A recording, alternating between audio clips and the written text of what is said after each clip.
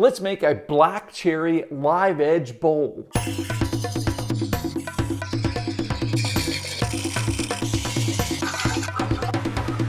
Hi, I'm Kent and welcome to Turn a Wood Bowl. Today we're going to make a black cherry live edge bowl. I have this beautiful blank that was just cut a couple weeks ago. It's really fresh. It's got a lot of moisture in it. It's had some time to mellow out.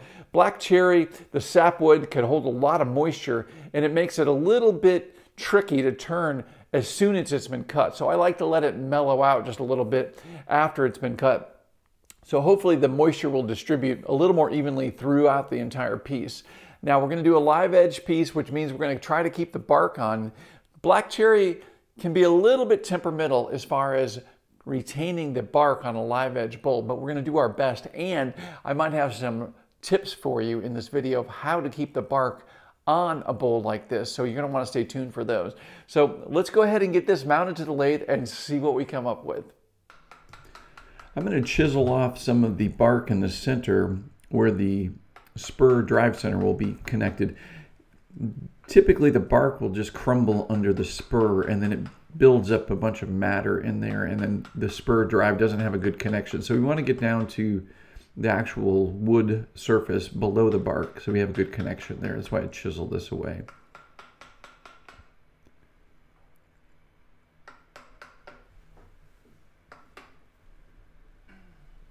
And there's my 4-spur drive center. That fits right into the Morris taper on the headstock. Now I'm going to mount this between centers with the tailstock. Before I start turning, I really want to balance this blank. Balancing the blank essentially means that the two wings will be at the same height. So once this bowl is complete and it's sitting on a table, those wings are going to be at the same height. It seems like it's not that big of a deal, but if you've made a few of these and you've got one wing that's higher than the other, it just doesn't look right. So what I do is take my time and mark where the bark and the wood is. And here they're not quite lined up. So you just loosen the tailstock, make a slight adjustment to the blank, and then measure again. Now you can see there's the bark, and the bark matches on both sides. You want to take your time and do that to have really nice balanced wings, and it doesn't take long. And that's why I like doing this end-to-end connection, because it gives me the ability to move the blank around. And I'm going to move the blank around one more time too, as you'll see in a little bit. So I'm going to flatten up the bottom of the bowl and get ready to do a tenon and shoulder here. And that's going to give me a starting point for like a point A and point B to connect the curve of the bowl. I love turning this black cherry. It's just such beautiful wood.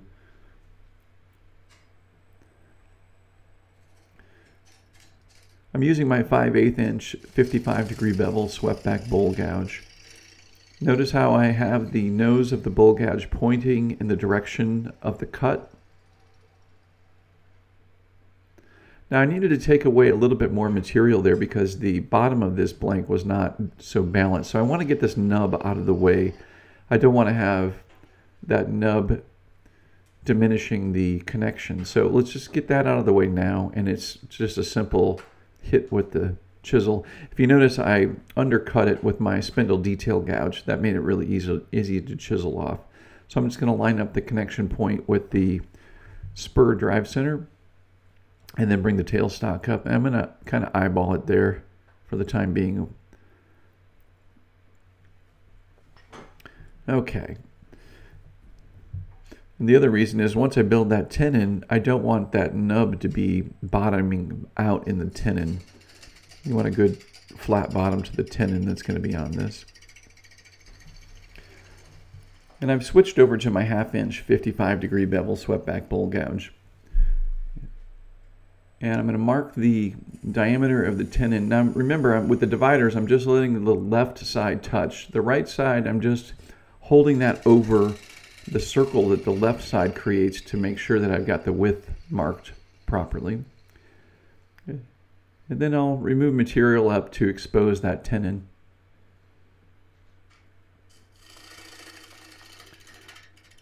I'm going to remove a little bit of the sides here. start shaping this. And what I want to do is I want to expose the low sides of the bark, and I also want to balance those out.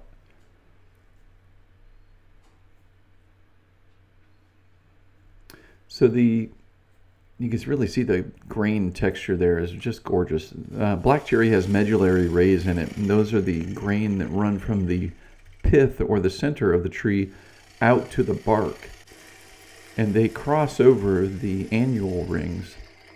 Okay, so what I'm doing here is I'm removing a little bit of material, and I want to see where the bottom edge of the saddle or the low spots of the bark are, and we can balance those up too using the same technique we use for the wings. So here I can see that this side is up higher. So if I mark it, this one's higher, the other side's lower. So I need to balance that. So again, I'm going to loosen the tailstock and make a very minor adjustment. Just about there. It only moved maybe 1/4 of an inch, about 5 millimeters. And see how much more balanced they are? But now the bottom of this is going to be a little bit wobbly. And that's fine. We're just going to true that up again.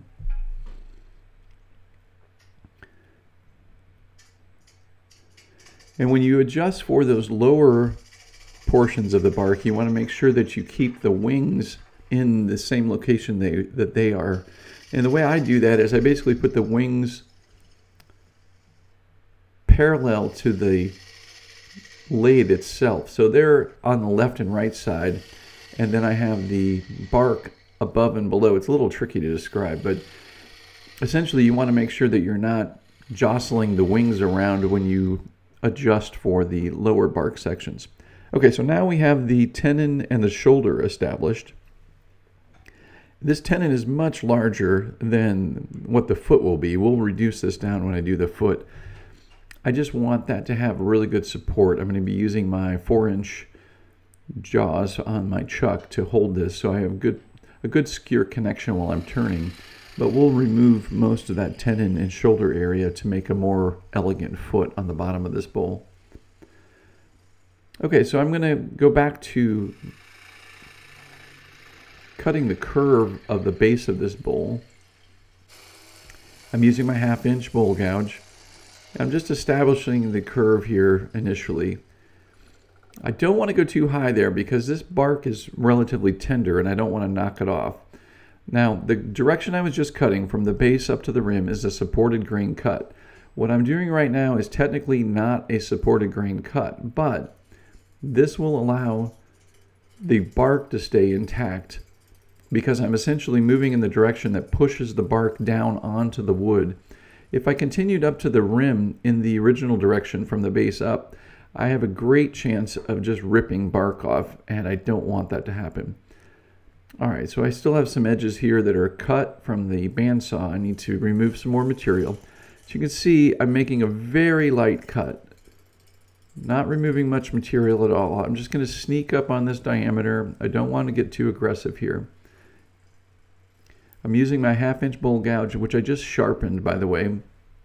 I'm not showing you guys all the sharpening times. I will show you one here, but essentially you want to be sharpening as often as possible, especially when you get down to the surface where you're getting close to the finished layer. You want to go sharpen your tool so you get a nice clean cut. And it's funny because when you're dealing with hard dry wood, you need to sharpen a lot, but you actually need to sharpen quite often with a fresh piece of green wood like this. There's still a little flat spot there. This black cherry has a lot of moisture in it, but with that moisture comes sugars, and those sugars will build up on your bowl gouge cutting edge and will dull it as well. So you really need to go clean that off and sharpen that tool pretty frequently as well. But turning green wood is just, it's effortless. It's almost like turning a bar of soap. All right, that's looking really good. Okay, so now I got to go from the base up to that point and get that turned. I'm doing a push cut up to that section. I really want to make sure I do this light and I don't get too aggressive. I'm really watching the opposite side of the bowl. and making sure that I'm not getting too deep with my cut.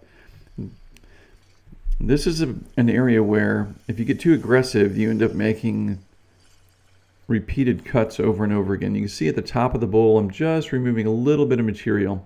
I've got a high spot there, and then I've got a high spot a little bit lower. So what I'm going to do is I'm going to use the shear scrape to reduce those. Instead of doing a push cut where I run the chance of cutting a little bit too deep, and then I have to go back and forth, and before long my bowl is getting much smaller than it needs to be. I'm going to use the shear scrape here. You can see I'm just shifting my body weight, and it's only the lower wing of the bowl gouge that's engaging. The fact that the handle is dropped at about a 45-degree angle makes this a very light shave, and it's perfect for removing high spots without getting too aggressive and without digging in and making deeper passes. All right, that's looking pretty good. I have another high spot. Now this is a good time, if you're seeing that the bark is loose, you can go around this with some super thin CA and just let it fill in the area underneath the bark. Now I'm not actually doing that right now because I'm feeling pretty comfortable with this bark holding on. But if you're seeing that your bark is getting a little bit brittle, this is a good time to glue the outside. And what I'll do is I'll actually glue both sides of that bark. You want to be careful when you apply it that you're doing it very delicately. You don't want big drips running down the side of the wood. But if you do have those drips in that, you could shear scrape them and remove them. Okay, so now that we've established the outside of the bowl, I'm going to use my spindle detail gouge to true up the tenon. I'm having a little trouble getting it started here. Just want to get the cut started and then work your way in. Now that little crevice down in the bottom, you really want to make sure that's cleared out nice and clean because we want the four-jaw chuck's jaws to engage cleanly without there being any interruption. There should be no space in the jaws when you connect this. All right, so we have the exterior of the bowl established.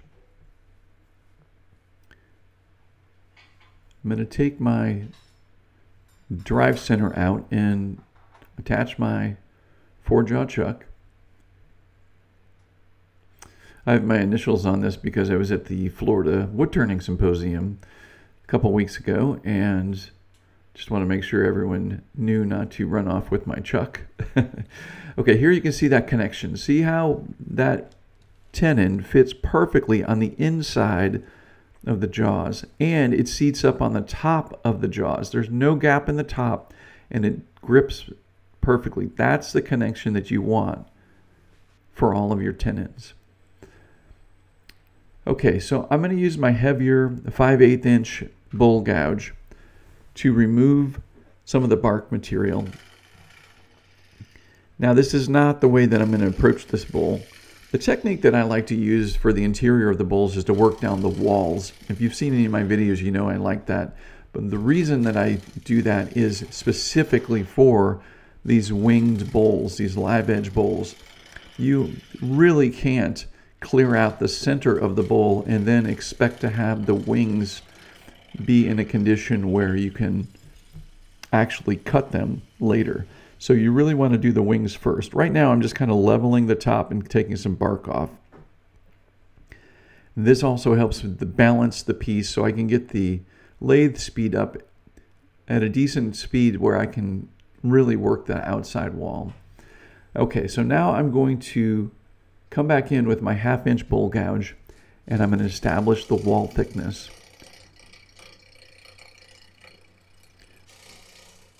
What I'm doing here is I'm keeping the bevel of the gouge parallel to the exterior of the bowl. It's that simple. And the cool thing with the winged bowls is because the air gap is going by, you can see exactly what the bowl gouge is doing. Now I've positioned the camera here so you can see this. This is exactly what I see when I'm turning. You want to stand upright and you want to look down on the piece. You can see how I have the bevel lined up with the exterior of the bowl. I actually bumped the camera there, sorry about that. Now, stop periodically, take a feel and see how it's cutting. We want to check that bark too. The bark's holding on, it looks really good. I'm going to come back up and smooth it just a bit. I think I'm pretty happy with the thickness. And now what I do is I just simply work down the interior wall and maintain that wall thickness all the way down through the bottom of the bowl.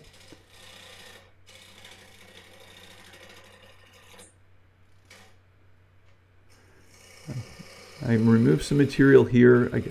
I like to call this area the ditch. It's kind of like clearing out the ditch so that I can get up against the wall there. You can see it's a little thicker there, but I'm just going to sneak up on that wall thickness, removing a very small amount at a time. I have the flute relatively open, which is somewhat dangerous. I do not want to push it down into that bottom crevice because it will catch. All right, that's feeling pretty good. Now, if you were to glue this, this is a good time to glue that top edge. Again, I'm not gluing this because I'm feeling pretty comfortable the way this is holding on. But right now would be a good time to glue that bark edge. You just need to glue the cambium layer. That's the layer that's just underneath the bark and above the wood. That's where the connection is going to fail typically. So with the wings established, I'm going to remove some of this core mass, and I am not going back out to those wings. I will not turn those wings anymore because now they're flexing, especially because this wood it contains moisture and it's wet, and the fact that there's just wings out there, the centrifugal force is causing them to flex and move around, so you do not want to be messing with them. And I'll start clearing another ditch area here and then work that wall thickness down. You just want to sneak up on the wall thickness. If you get aggressive here, it's real easy to make a deep gouge in the lower part of the wall, and then you could easily create a funnel. Not so desirable. So just take your time, make light passes, and sneak up on the wall thickness. Here you can see I backed up just a little bit to rub the bevel to establish the previous area. And again, I had the flute pretty open, but it's a light cut. When you get to the bottom of that cone shape, you really want to make sure the other side of the bowl gouge does not become engaged, because it'll be too much for the bowl gouge to cut at one time and you'll get a catch, and it could be ugly.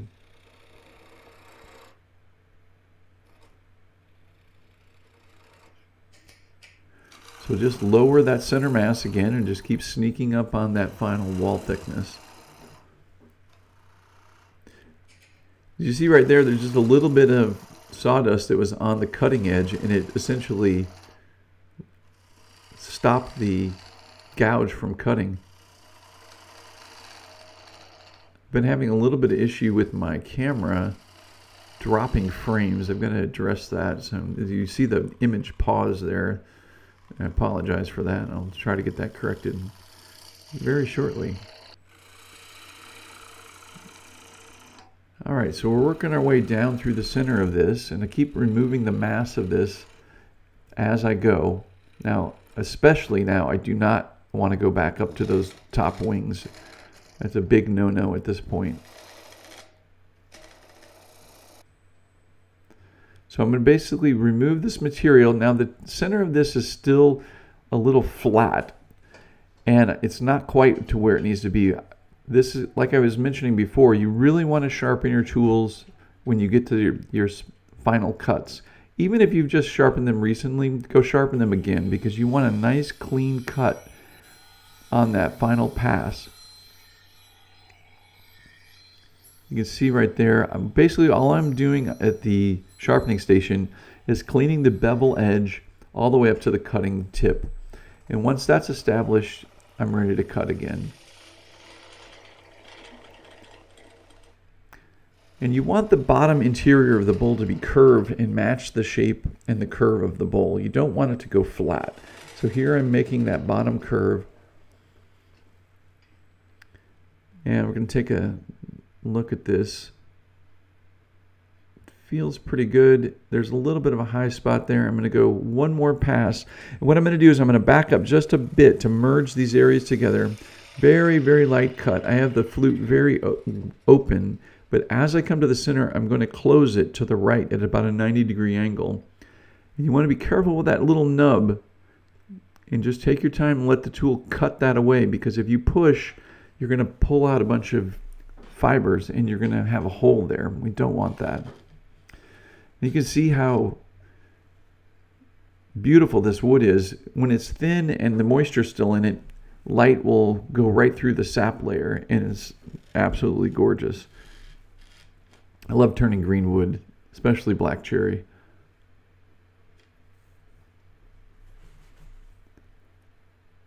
I could play with that forever.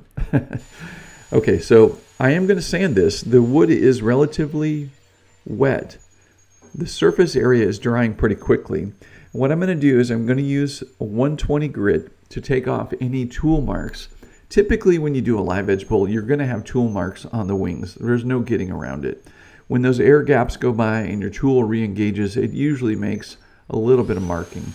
So I'm using the edge of the sanding pad to clean up those areas and take those marks out. I'm going to work both sides of the bowl.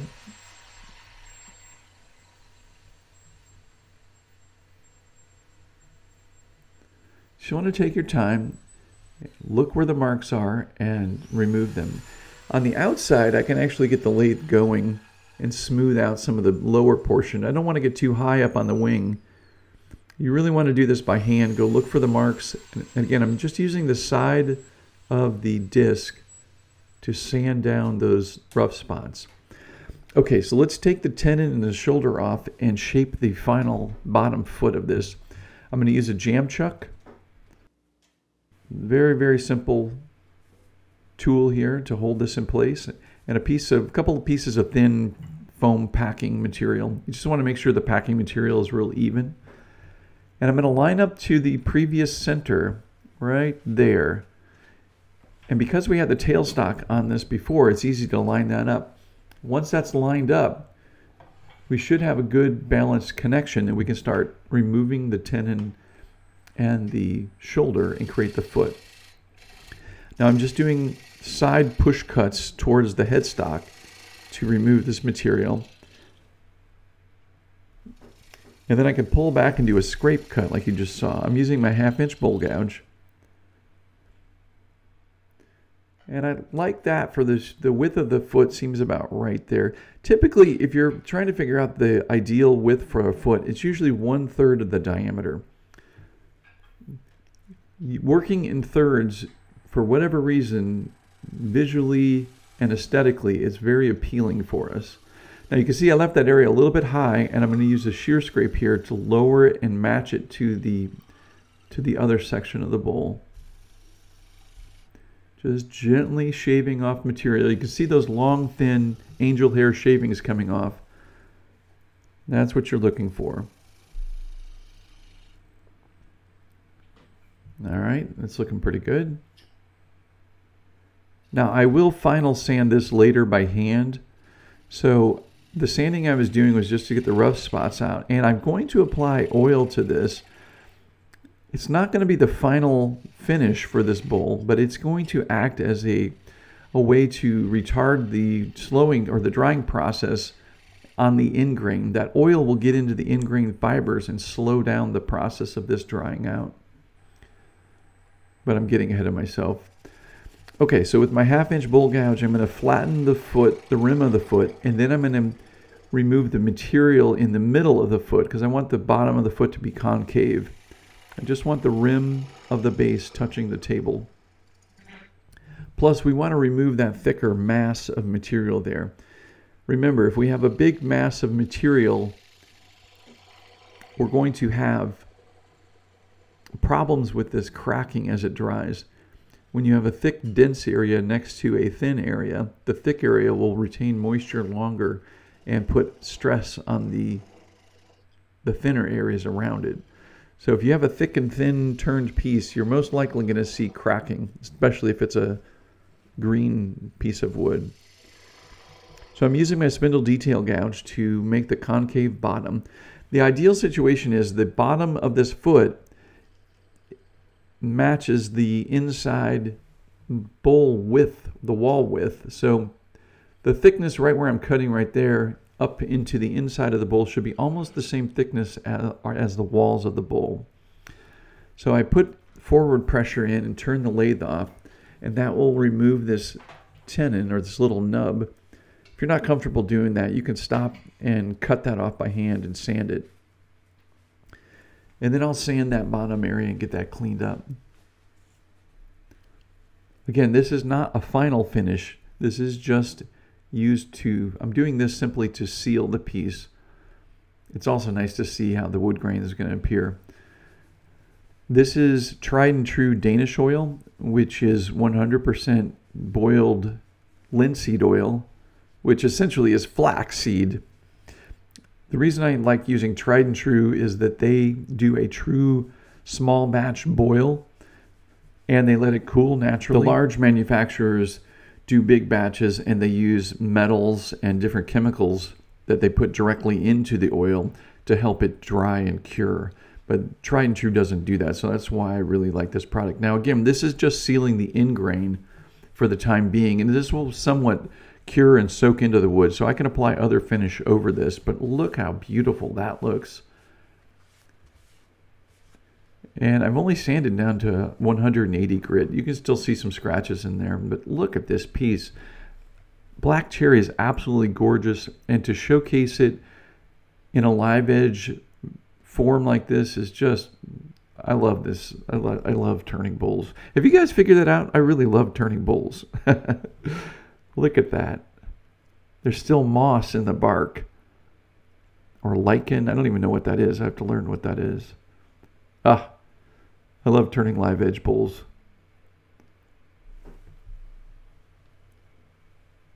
Take a look at that. A beautiful black cherry live edge bowl.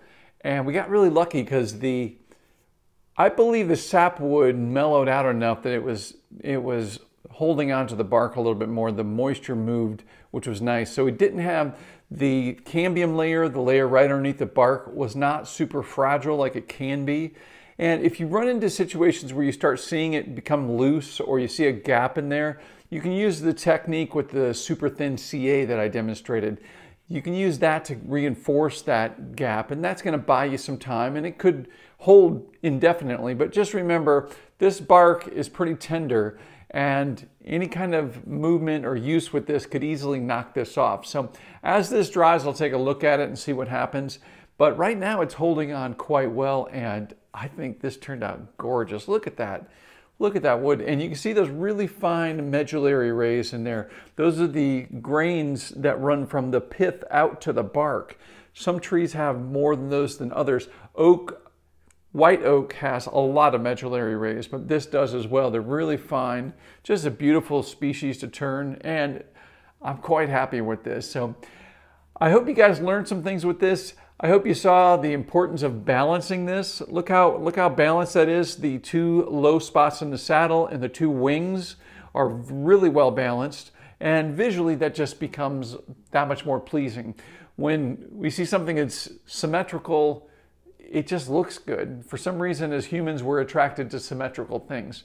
And that's true with bowls. So if this had been lopsided one way or the other, it might be okay, but if you take a little bit of time and line that up, you're going to get a really nice, balanced design for your bowl. I hope you guys have liked this video, and I hope you've learned some things. If you've turned a live edge bowl before and you've learned some things, or if you're going to try turning a live edge bowl, leave me a comment below and let me know what you think of this video.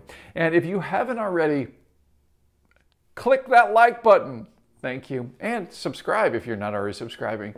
Be sure to check out my website, turnawoodbowl.com. If you haven't seen it yet, you might be a little bit blown away if you're interested in turning bowls or if you've been turning bowls for a long time, because this website is nothing but tons of information about turning wood bowls. This is not just wood turning in general, it's only turning wood bowls. So you're going to want to check it out, turnawoodbowl.com. All right, guys, thank you so much for watching, and as always, happy turning.